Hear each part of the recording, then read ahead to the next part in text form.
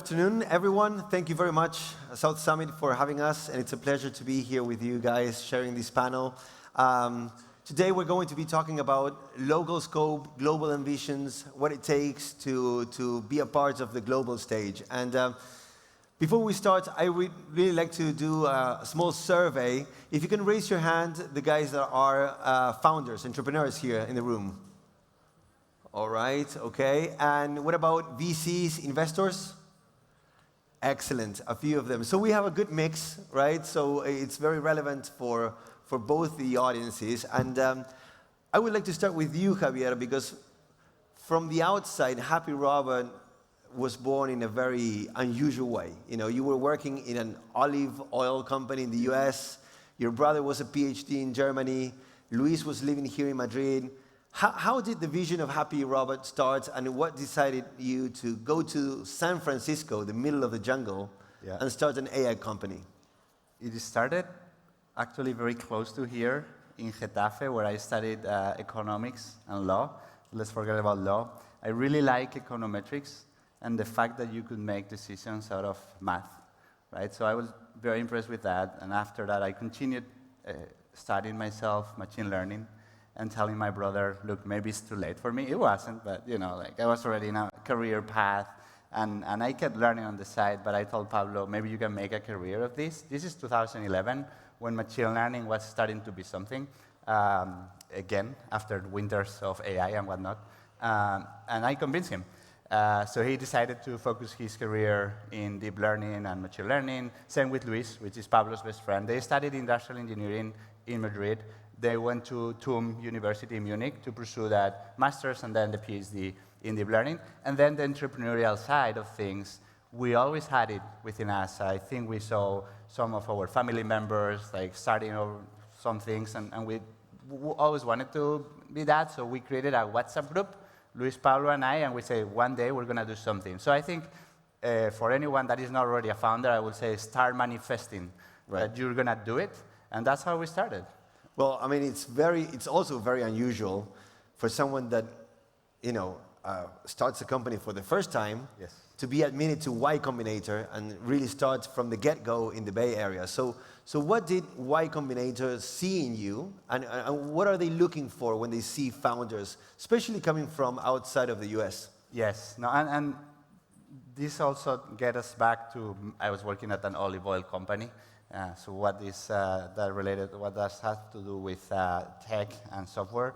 The reality is I was like a very hacky CFO, and I was building machine learning algorithms for pricing, and I increased EBITDA along with the team, but like I had a big impact on that, and they are looking for people that has been hacking things and like trying to like be entrepreneur. Maybe in the case of Pablo and Luis, they were like hacking drones. They were working in startups together before that, and they are true hackers.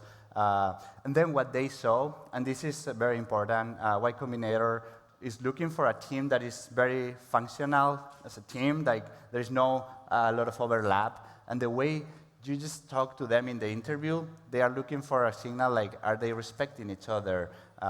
Do they talk over each other? Like these type of things. And honestly, like this has been always the feedback for the founders. Like I guess Pablo is my brother, so we get along very well, and Luis is like also a brother already.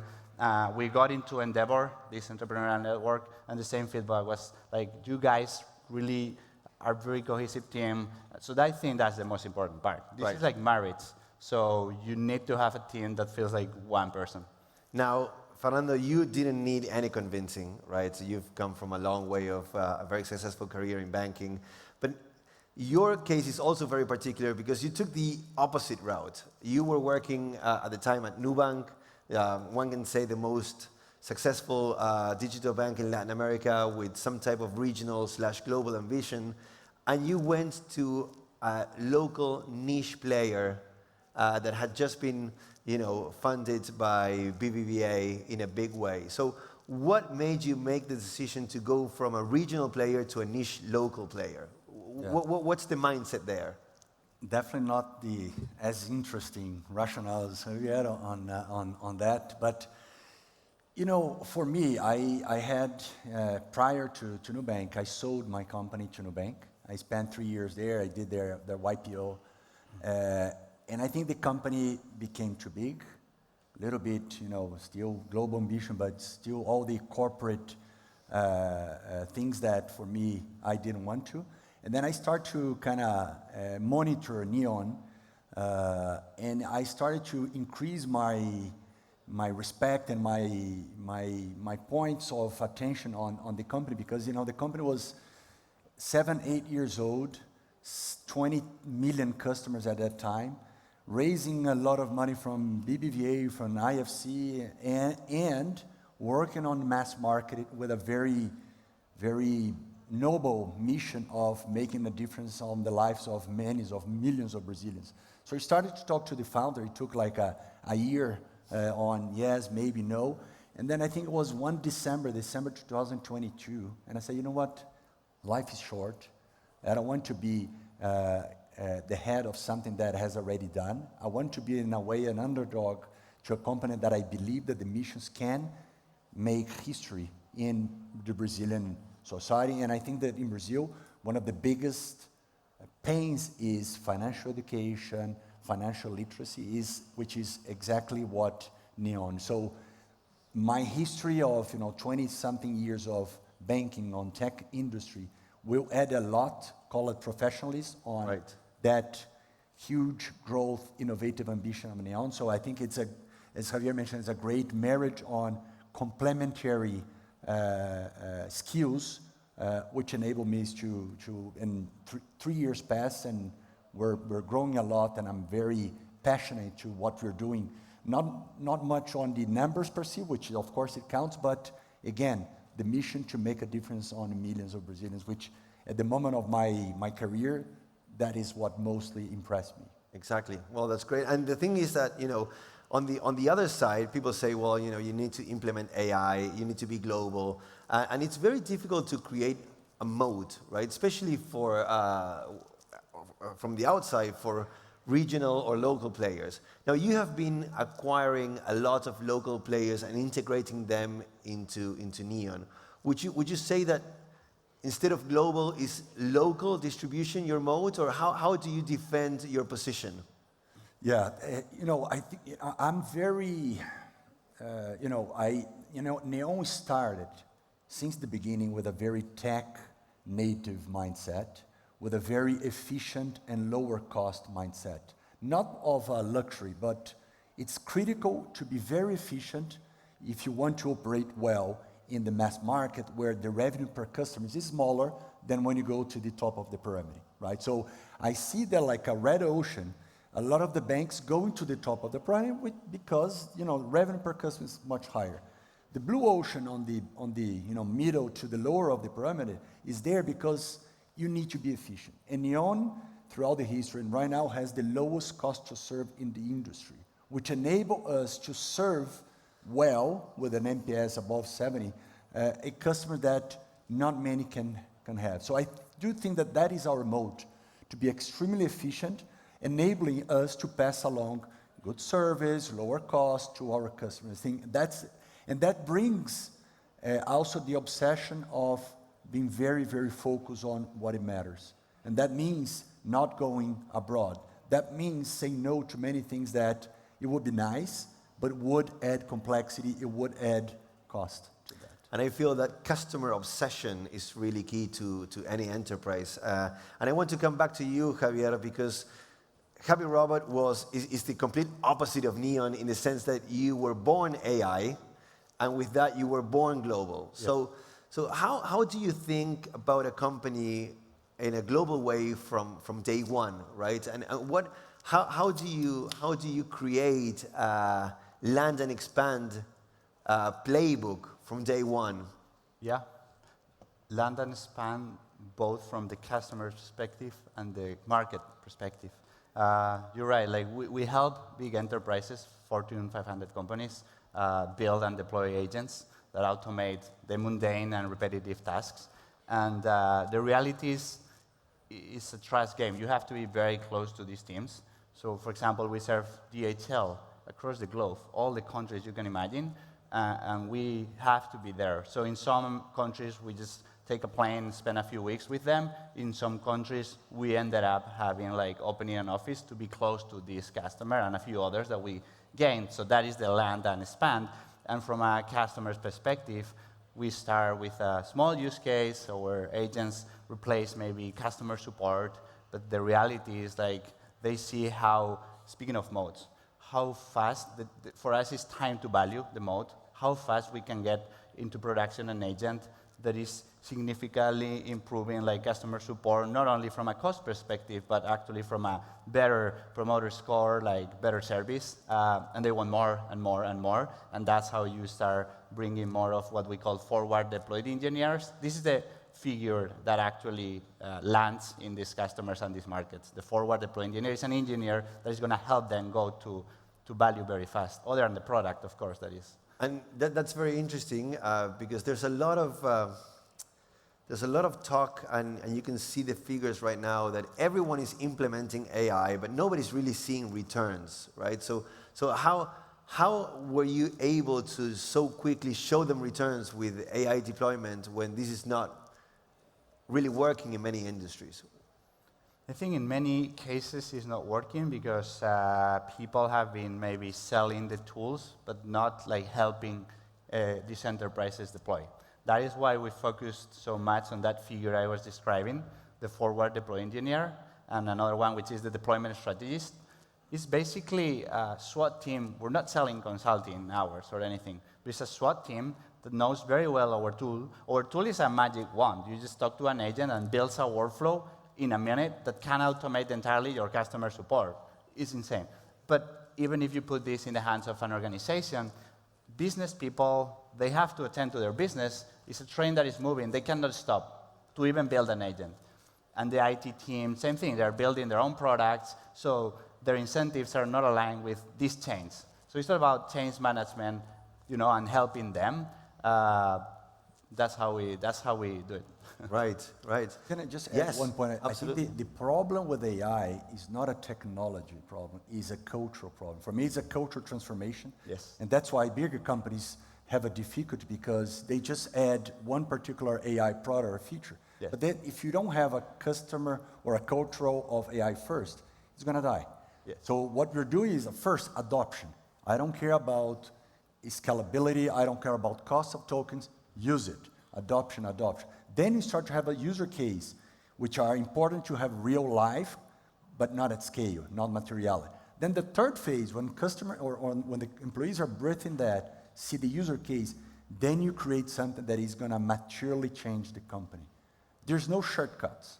If you're not going to go there, you will basically do only marketing stuff saying that your company is doing a lot with AI. And that has to be kind of like a top-down approach, right? I mean, especially in your case, Fernando, that you're managing already a big corporation.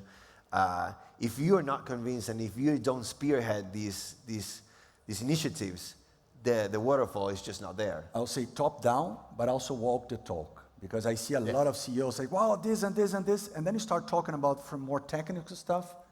Well, yeah, maybe. The other day I heard Satya Nadella spends 2 hours a day on mastering AI. Who I am that I don't have 2 hours if Satya Nadella has 2 hours to really master AI. So you really need to walk the talk. You really need to be good and understanding the deep roots of AI in order to say to your company that it makes sense. Right? Yeah.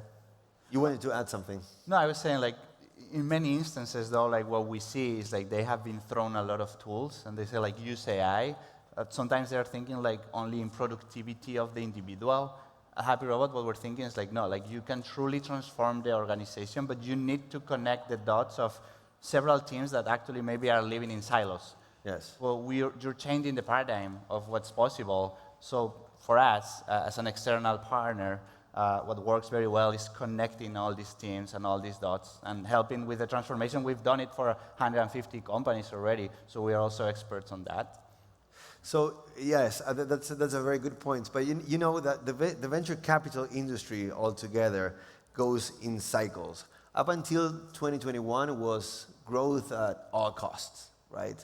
Then the bubble burst, and we started a path of sustainable growth, profitability, And now with AI, it seems that the narrative has changed a little bit, whereas in Silicon Valley, it's still growth of all cost, right? You need to grow already 200, 300% to be average, while outside of the US, we tend to focus more on profitability and sustainability. You, Fernando, have spoken a lot about sustainable profitability with strong growth. What does it mean exactly? I mean, how can you marry those two concepts? Yeah, I think the first thing is you need to have adaptability on your company to focus on what the market shows importance, especially if you want to raise money, right? So you cannot say that you're going to grow without profitability if the market demands profitability. So Neon had the pleasure, I'd say, or luck, or to grow a lot when the growth phase was gone, still losing money. But these millions of customers enable us to start making revenues and cross-selling, which will bring the profitability. So we are in a very good phase of, for the first year, full year profitability, while not sacrificing the growth trajectory of 25, 30%. But what changes is there's no much more growth at all costs, and there's no more, I'm going to start a company with a PowerPoint or something, or a deck, that I'm going to grow and I actually don't know how am I going to make money, I'm going to figure out later. I think those things are over. But how do you convince your investors and your team saying, hey, let's not grow too much, let's focus on profitability. It's good for the business. How do you convince your investors? Yeah, that's maybe one of the most important things, and especially, we have investors that are VCs, private equities, we have development bank like IFC, so they're a conflict of interest, right? And the beauty is to show that you have the ability to grow but make money. What I usually say in the company, because a lot of people, they want to grow more, they want to do a lot of cool stuff. And what I say that the profitability is our, let's say, the reason, the profitability is what will make us independent from investors, which will make us in existence forever. So profitability is not a greedy capitalism thing that we want money, but is the thing that needs to exist for us to continue investing in all things. So that's the narrative that I try to put, so the profitability doesn't come on, well, this company is becoming boring and capitalist. It's like proving the business model and proving that yes, it works. I mean, so and money for us to spend more on other things. Javier, you are on the opposite spectrum of that narrative in the sense that you are in San Francisco. It's the middle of the jungle, like I like to call it. And what's your perspective on that? And what are your investors telling you about this? I mean, you have on your cap table Andreessen Horowitz and one of the most impressive cap tables out there. So do they even care about profitability? I mean, what's the sense today there? I'm going to disappoint you. Okay. Because, well, first of all, I was a CFO, so I do care about profitability. To be honest, in Silicon Valley, like, people do care about profitability if we're talking about gross margin. Like, obviously, EBITDA, no, like, you have to grow. The founder of Y Combinator will say the first thing, Paul Graham, is like, a startup is growth. If you don't have growth, that's it, you're not a startup. But at the same time, startup is a business, and a business has to make money. At some point, it's too late to correct if you're selling something for free or for very cheap. A different thing is like the opportunity cost of investing in being the most profitable now versus the speed. So with AI, it's all about speed. Like, you have to be the fastest. So do we know a path to be more profitable ourselves by, say, distilling some of the data that we have and training our own small LLMs? Yes. Are we going to do that now? No. We don't care. We just use whatever our platform is, the orchestration. We're model agnostic for certain things. We train our own text-to-speech, but not only for profitability perspectives, for other reasons. But in other models, we just don't care right now. But if we have to, we know how to get more profitable, right? So it's more about the opportunity cost to have speed, but you know that you have a good business with good margins, there is software. If not, like, at least myself, I don't think that's what I'm looking for. And how do you deal with that threat that is always out there that is called Anthropic? Or, why wouldn't Anthropic be able to do your AI agents and kill your profitability? As of now, as I was saying, like, what we see is the problem is in how these companies are like dealing with change management, adoption, transformation of these businesses. And you probably heard Anthropic, like, they have the magic wand, yes, like our product is the magic wand, but they just acquired or created a company of forward deployed engineers. Why? Because it doesn't matter that you give this magic wand to people in businesses, they just don't use it. So it's all about getting the first to these customers, landing fast, and becoming their partner and helping them with that transformation. Again, unless we get an absolute AGI, we press a button and like changes the whole world in a minute, I think there is room for everyone here to do a lot. Yes, I fully agree with you. Now, Fernando, you work in a highly regulated environment, and it's very specific to Brazil. Is it worth going global, or I mean, how do you see your future for Neon in that sense? And if you had to go to another country, which one would that be? Yeah, we think a lot about that, we reflect a lot about that, and I think, the size of Brazil is so big. We're talking about 400 billion reais in revenue pool, right? If I have 5-10% market share, it's huge, right? And one thing that I learned throughout my career, a lot learning with mistakes, is you need to be very, very careful of not spread yourselves too thin, right? Because then you're gonna start moving this, you're gonna have a marketplace, you're gonna have this and this and this.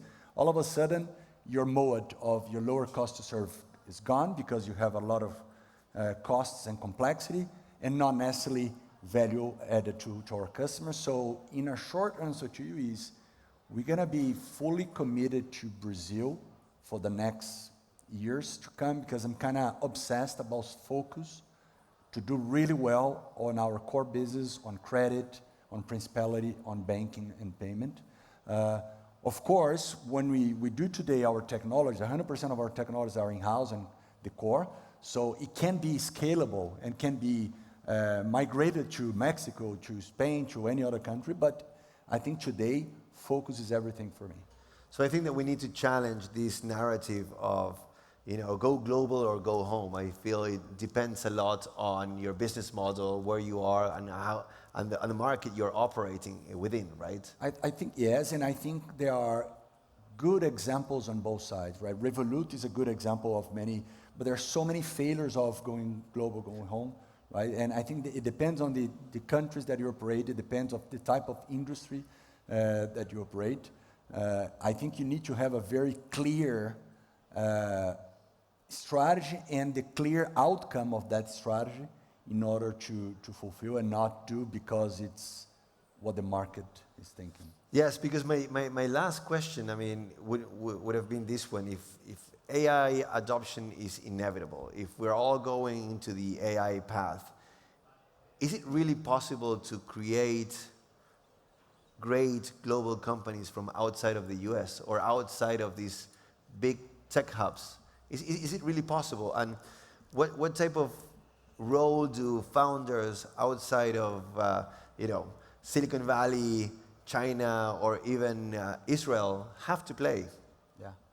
Maybe Javier, your views. So if you are outstanding, you can do it wherever. The Silicon Valley thing is, it increases your chances. So I think Madrid, for example, is becoming an amazing hub. The reality is, like, the more surrounded you are of other people working on very complex problems, technology related, like AI related, like, it compounds. So that's not to say like you cannot do it from Poland, Spain, or China. You can. But it's like Paris for Dalí and Picasso. At the very least, you go there to inspire yourself. So if you don't live there, at least you have to go there very often. because people don't talk about anything else. If you go to a terraza in Madrid, people is drinking beer a lot and talking about other things. In San Francisco, nobody talks about anything else, right? So it increases your chances. You're gonna find an investor, you're gonna find a colleague that you can work with, you can hire. But the reality is, like, I'm very excited about markets like Madrid. Like, I see a lot of startups blooming, so who knows, maybe it's the next one. Excellent. Fernando? Yeah, I agree with Javier. At the end of the day, the talent density there, it's enormous, right? The only thing I would add is, if you're operating in a larger country, like Spain or Brazil, sometimes starting on your country where you kind of dominate the ecosystems and you have much more open doors may make sense. That would be maybe you win, you crack the code on your local market, you get materiality, and then you go global, right? So I think that could be a good combination. And that's what I see in many countries with companies doing that, being excellent in their market and then growing to outside. And in particular, become an expert at what you do. Become an expert and really find your niche within the industry or your market where you can thrive and become successful no matter where you are. I feel that the first thing that we need to look at is talent. If you're talented, you will have a chance and you will know how to thrive in this environment. Yeah, but having focus, to your point, is very important. In our case, it's not geographical focus, it's focus on the type of problems we solve. Our agents are not super generic agents. They are very specific and very complex communication-heavy type of tasks. So that is our focus. It's not about regions. For you, it makes sense that it's a regional focus. And this is what you mentioned, which I agree with. You need to understand the reason for your doing, right? What are the pains that you're trying to solve? Because what I see many times is, I'm going to go global. I want an IPO. For what? Is it for ego, or is it really you're serving a pain, right? And you're talking about IPO has a lot of trade-offs of going there as well. So I'm just wanting to be a little bit static on first understanding the purpose and the pains and then doing your strategy. Well, we ran out of time, unfortunately. We could be talking about this for hours, but I really would like to thank you guys for coming here, joining us for this conversation. We will be backstage if anyone has questions, but thank you very much. It's been a pleasure. And, for founders out there, really think about what you're good at, what's your strategy, and local or global, you can still make phenomenal companies even outside of the US and elsewhere. Yes. So thank you very much. Thank you.